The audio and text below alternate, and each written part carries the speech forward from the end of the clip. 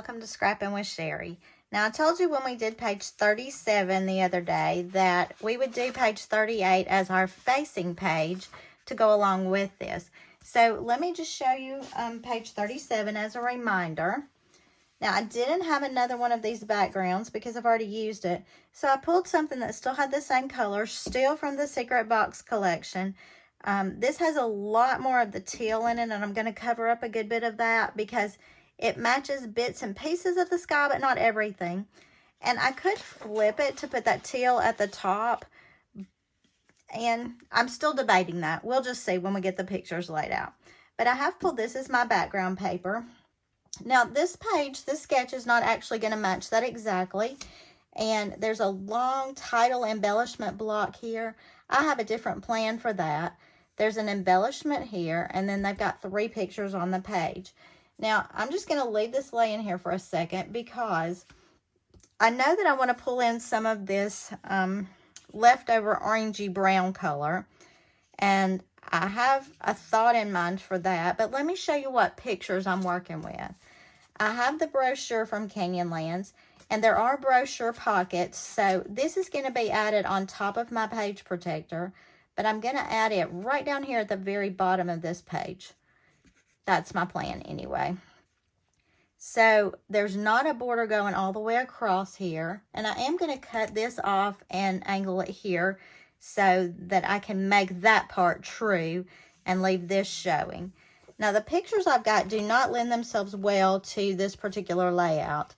And I love this with all the sky and the scenery in it. So that one I may not want to crop very much. I've got this one that is a whole 4x6.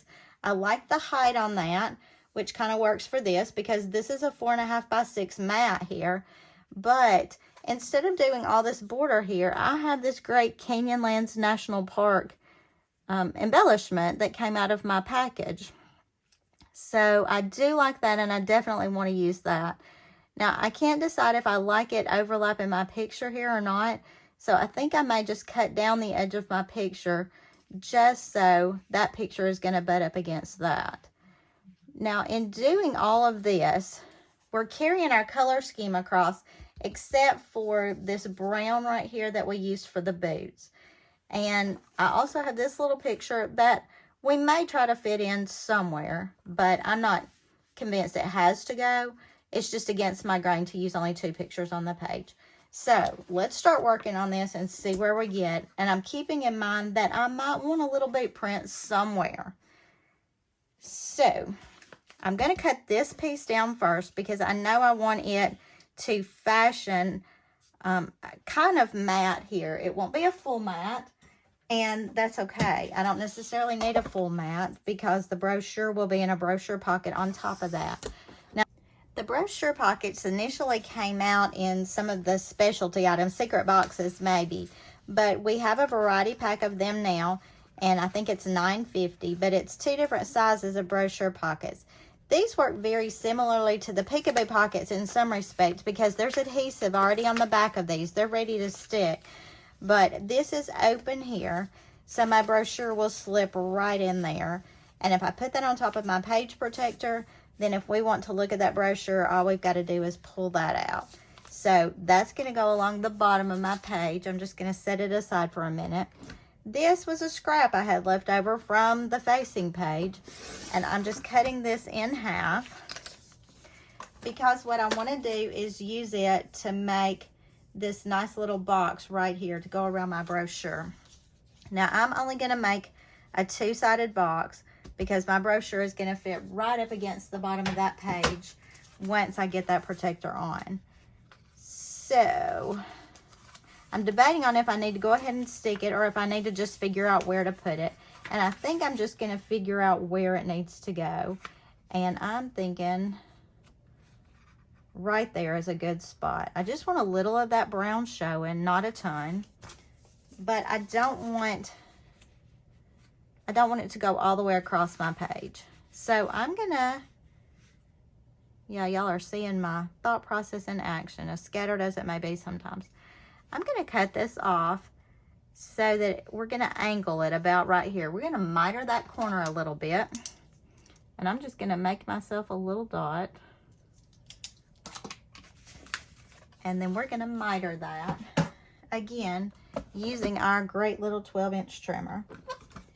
Now, to do that, I'm gonna put this little dot that I made right here on my cutting line, and I'm gonna put the top of this on my 45-degree angle line. And when I chop up through there, it just miters that edge. It just makes a nice little edge. Now, we need another mitered edge to fit underneath that, or you can just slide a regular piece under and tape it. Either way. I'm just going to slide my piece under and tape it because that'll be easier than trying to cut the other angle. So, again, I'm just going to figure out exactly where I want that to go based on where my pocket is going to hit. I don't have to have a ton of the brown showing, but I do want some of it showing. This orangey brown, I guess it's called. I'm just going to flip that over and put it there. And then I just need this edge to go underneath. Now, the thing that makes this look mitered is the fact that these are cut the same width pretty much. And that helps tremendously. If you've got a really skinny one on one or the other, it's going to look a little funny. But it just gives us a nice look. And it looks like my pocket will fit right on there. So that's set aside until we do the page protector. Now all I have to do is cut that piece off and then decide what we're going to do at the top. And I'm going back to my 12-inch trimmer. I've just flipped this over and there's a piece of tape there, which means that I probably have this dangling a little bit.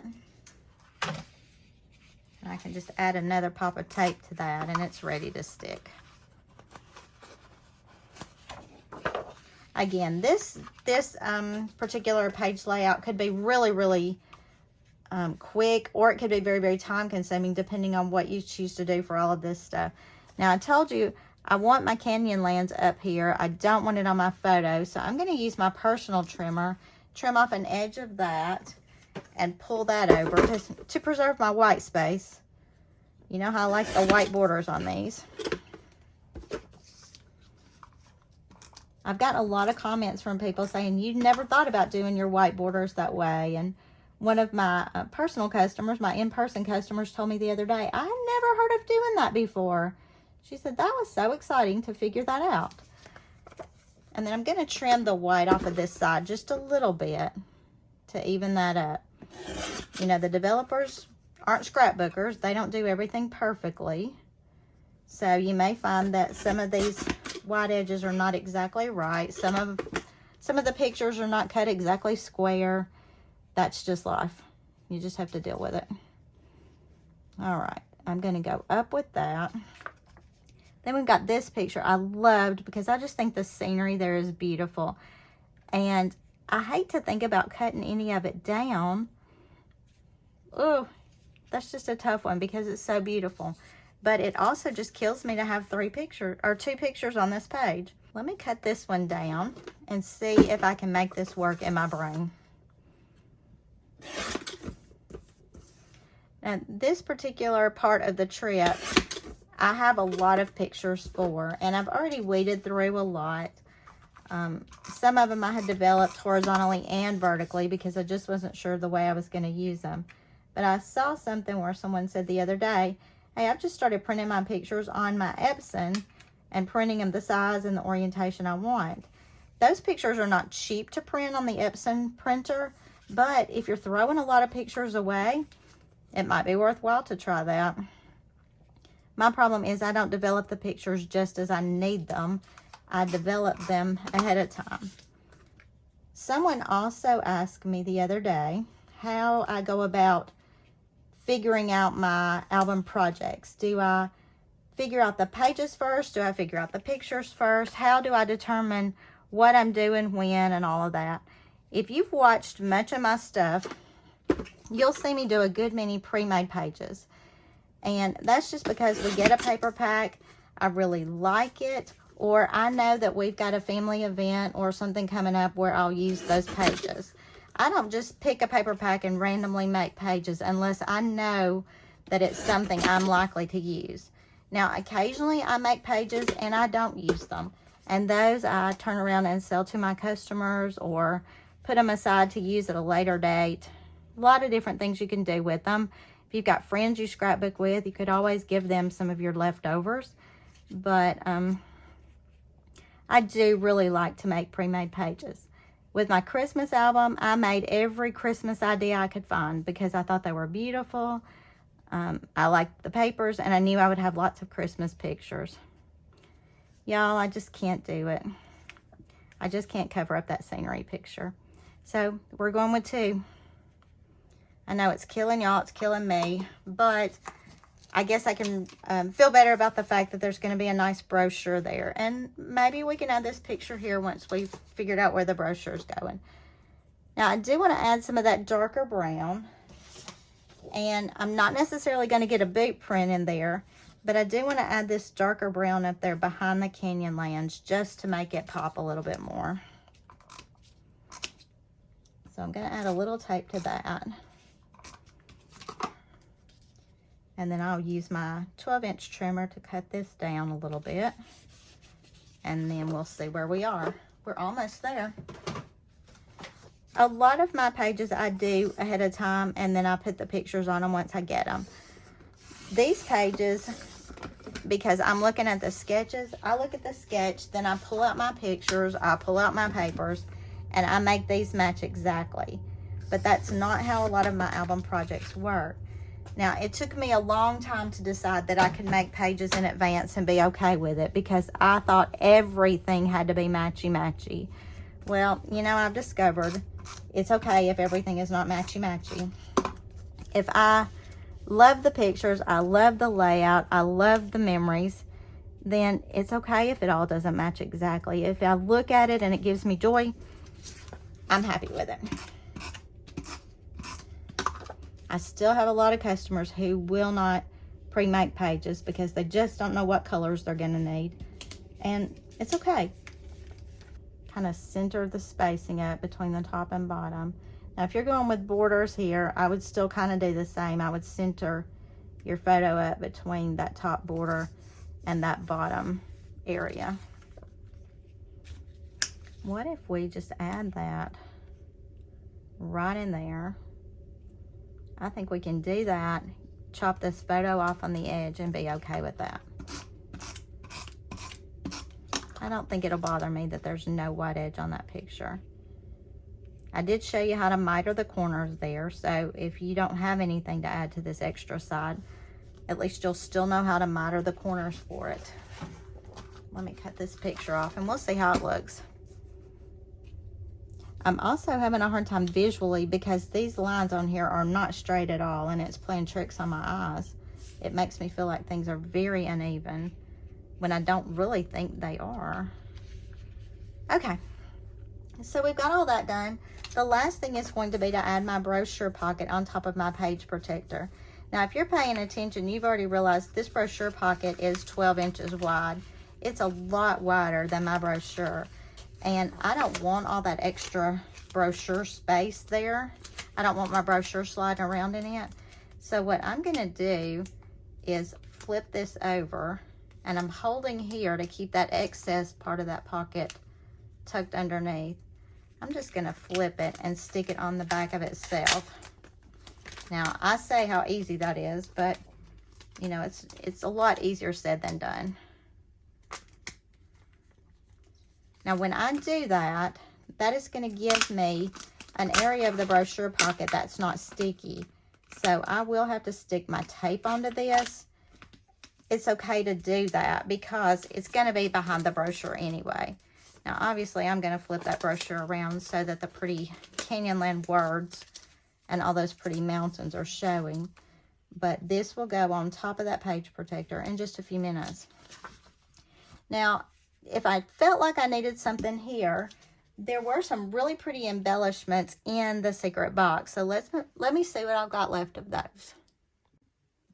So when I glance through the embellishments, a lot of them are the teal, and I'm not necessarily trying to bring the teal color out, but I found this Beauty is Everywhere and one of these copper leaves that I think is really pretty. doesn't detract from anything. So I'm just going to pop that down. Now, I'm kind of out of foam squares at the moment, so typically I would probably foam square that and this just to pop it up off the page. But this time they're going to have to be regular, plain old everyday embellishments, just laying on a page. And I think I'm going to add that there close. So we've got our rectangular shape here.